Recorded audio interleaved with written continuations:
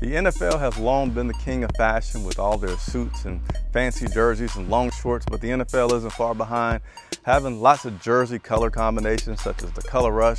The players are now turning towards one other place to get their fashion statements out there, and that is the customization of their shoes. So we're going to talk with Ryan, who customizes a lot of shoes for the Carolina Panthers. It pretty much it was actually my son's idea.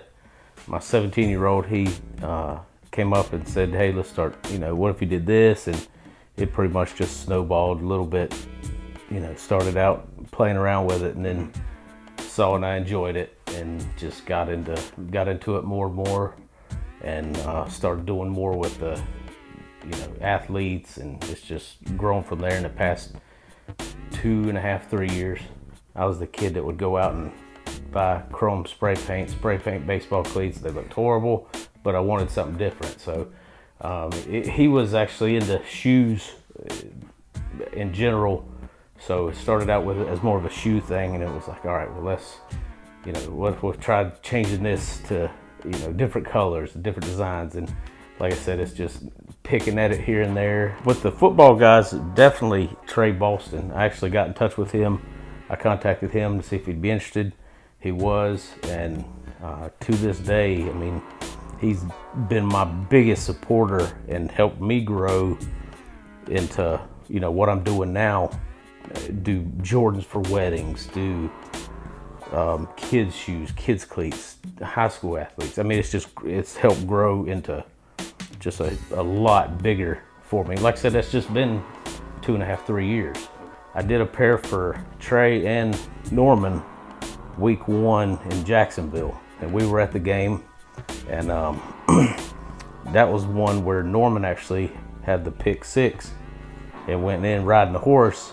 He was wearing those that I did for him, which was, I mean, at the time was insane. You're like, oh my God, we're sitting behind their bench to the right, he's scoring to the left. And I just remember going, oh my God, look at him. I mean, forget the touchdown. It's, guys wearing something I did for him.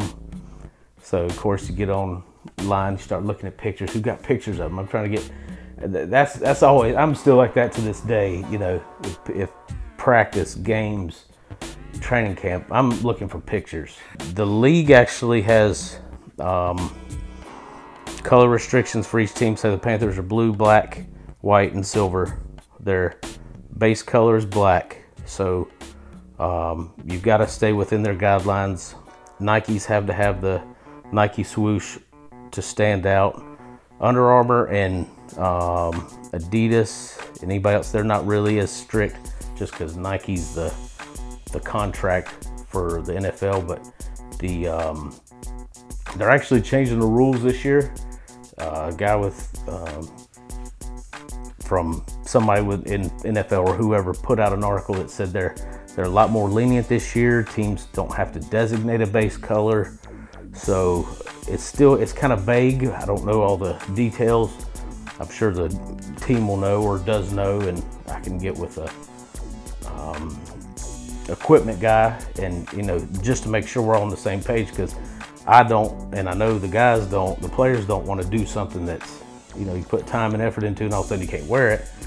Lord knows I know they don't want to pay a $5,000, $6,000, $10,000 fine, just for a pair of shoes. But I've had some do that before and like, I'll pay it, which was kind of cool. But each player can wear, like Thomas Davis, for instance, can wear cleats that show the Thomas Davis Defended Dreams Foundation, and basically to help promote it so people can support, donate, just to bring awareness to, what his foundation is all about and what they represent.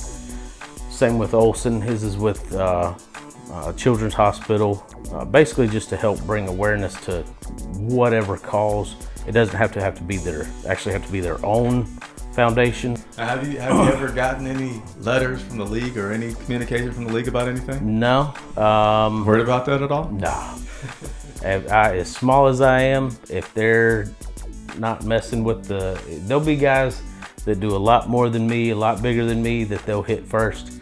But usually I don't think you would hear from the league so much as the league the player would hear from the league, and that's where the fines and all that come in. So I don't think that'll ever be an issue.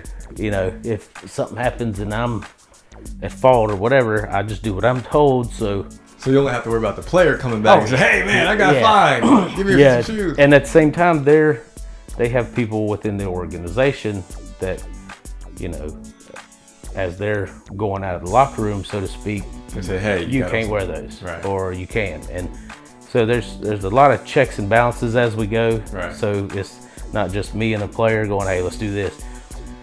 And as on average, I'd say a pair would take 2 to 3 days, roughly. Some less, some, you know, more. But you get those last minute calls, hey, I've got this, can you do this? And my, not necessarily motto, but my train of thought is, I never tell anybody no. Needless to say, there's been a lot of sleepless Friday nights, Saturday nights, a lot of drop-offs at the team hotel Saturday night for home games before 11 o'clock curfew. So I know my way to the team hotel pretty well.